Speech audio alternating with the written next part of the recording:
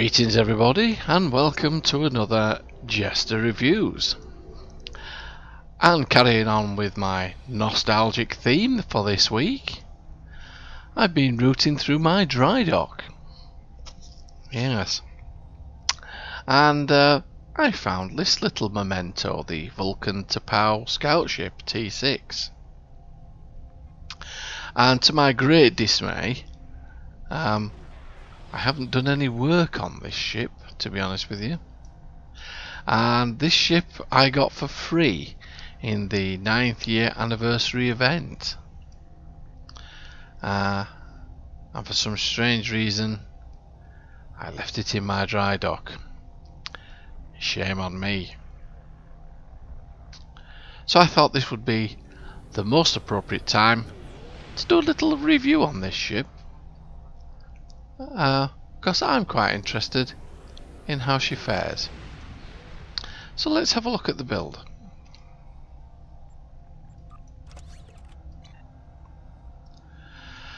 I've predominantly made this build a phaser build.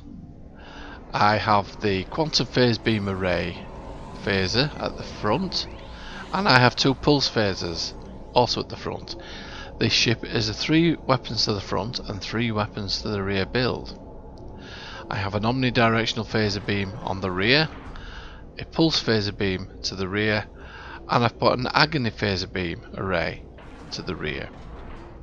The deflector is the Nukara deflector array. The impulse engine is the Nukara impulse engines, and this is a 2-piece set. The 2-piece set gives me a +5 bonus energy weapon damage, and weapon stabilizers automatically removes weapons disabled, can only occur up to once per 60 seconds. I also have a deteriorating secondary deflector, which gives me 11.3 Starship Shield Restoration and an 11.3 Starship Drain Expertise. The Warp Core is the Obelisk Subspace Rift Warp Core. Now then, can it do any better? Let's just have a quick look at what I've got. I haven't got many for this character, so we'll just have to see if anything makes any difference.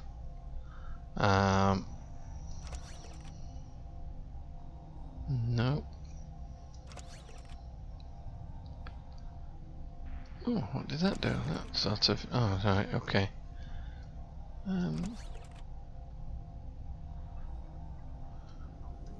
Right, I think I'm going to go with that.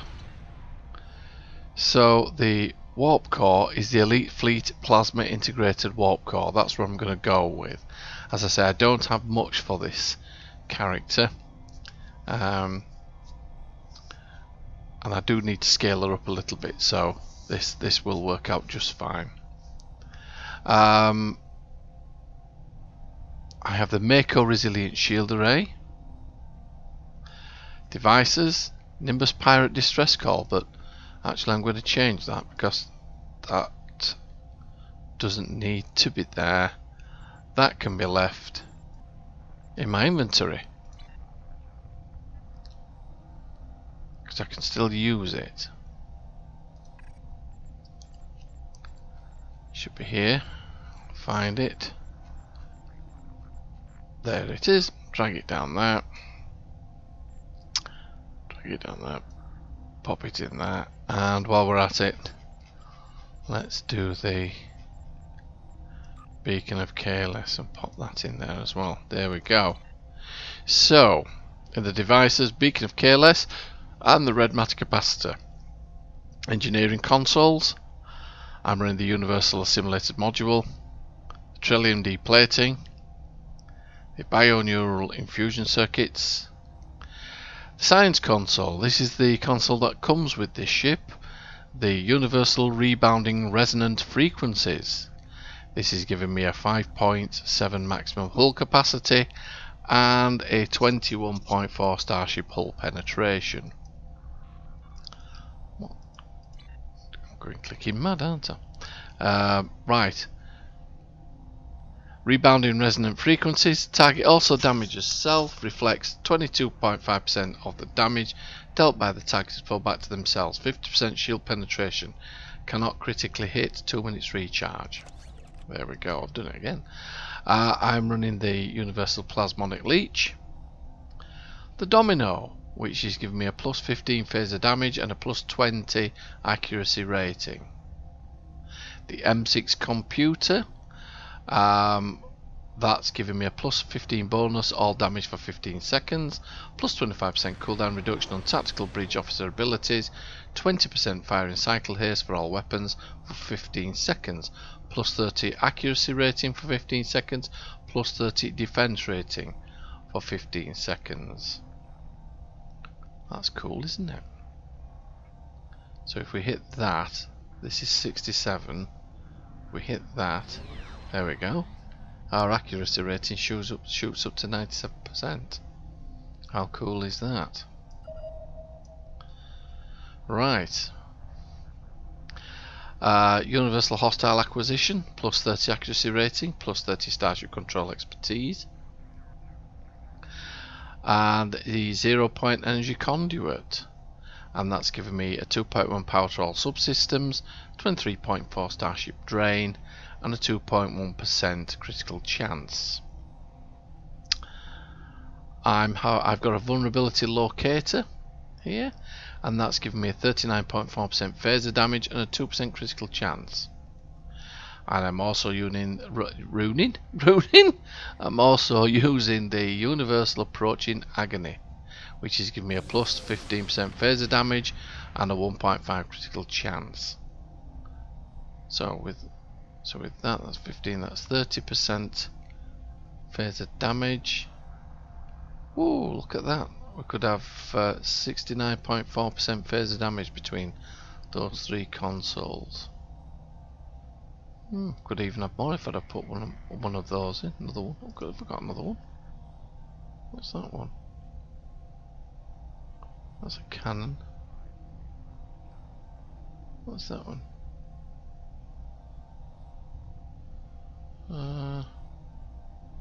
Vulnerability Exploiter. What's that one? Base damage. Oh right, we'll pop that on there. Right, we'll go with that. Oh yeah, that should definitely take the phaser damage up significantly. Anyhow, right, moving on. The hull, 70,456. Shields. The resists are in the early to mid 30s. I can live with that. Yeah, the shields. I'm not entirely happy at them being that low, but we'll give it a go. That's all we can do at this moment in time. Accuracy rating 67. Critical chance 19.9. I think that's because I've just swapped a console out. Critical severity 139%, and that's well above my 120% target. Right. So without further ado, what's going on here? I think I hit the wrong button. So without further ado, let's go and have a look at the bridge. Well, isn't this a letdown? Now this is actually the first time I've been on the bridge of the Vulcan to Power scout ship, and yeah, I'm not very pleased. But then the latest anniversary ship was exactly the same. It's exactly the same bridge as the latest anniversary ship. Yeah, the screen's exactly the same. It's quite shocking, really, isn't it? You'd have thought for an anniversary ship the bridge would have been better. Yes. I am quite surprised at this, but whoops, All the lights have gone out. What's going on here? Hang on, just feel my way around here. Oh, is that you, Crewman? What's going on here? What was that noise? Ooh, I don't like the sound of that.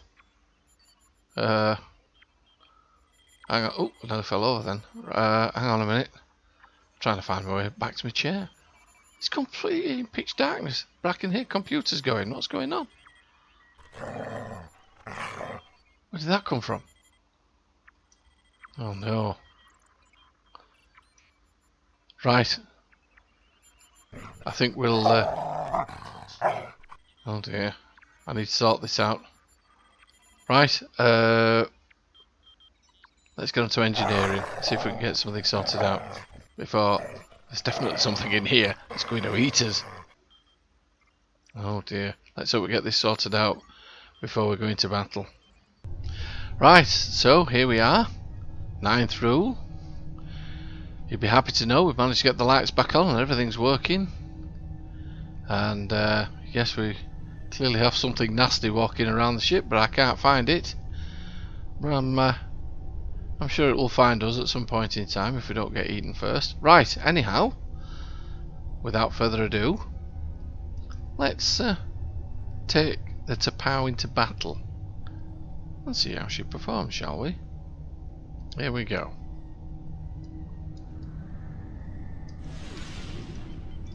Let's go find this troublesome Ferengi. Well, she certainly is quite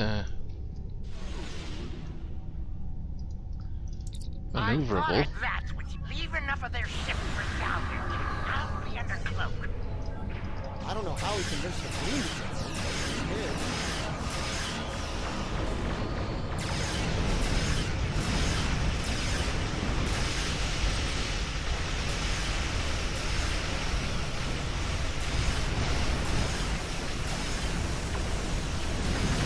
Oh dear.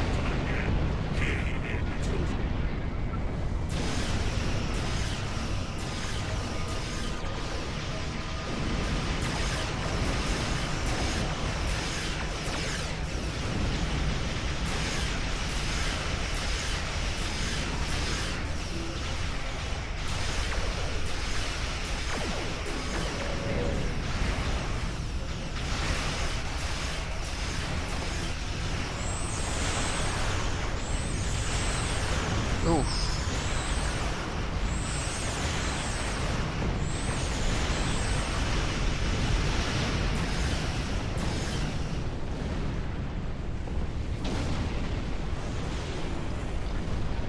Well, this is the first time I've actually tried an auxiliary to bat build. Well, there's good news, bad news. Yep, thank you. And, well, that seemed to go quite well, actually. I was quite impressed with that.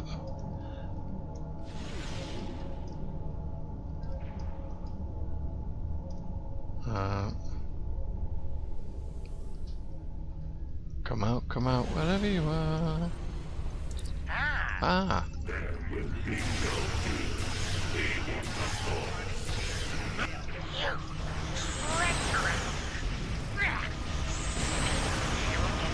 Green diplomacy.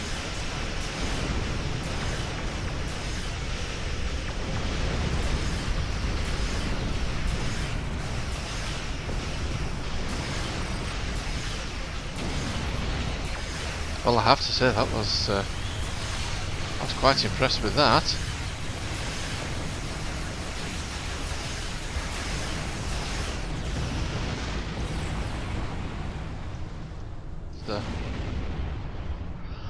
That was quite good. The nerve of...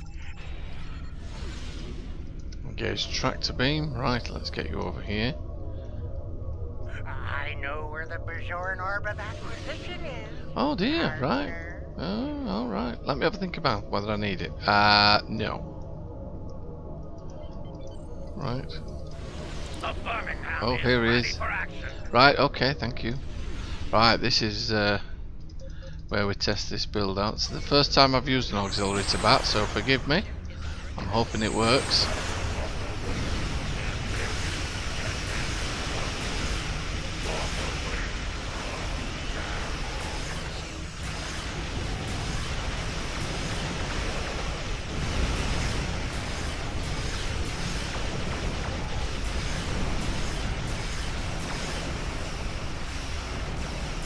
Well, she's very manoeuvrable, isn't she? My word.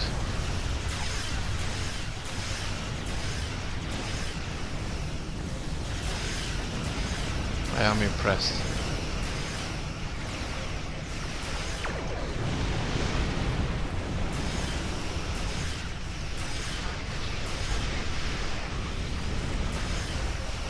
Oh dear, I've forgotten.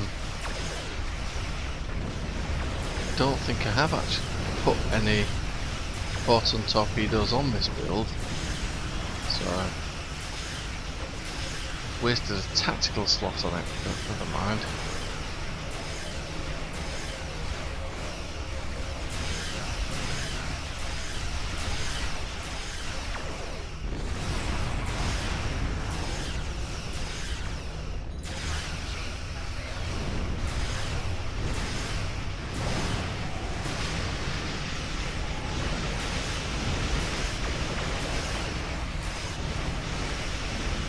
Oh, she's certainly taking a bit of hammer.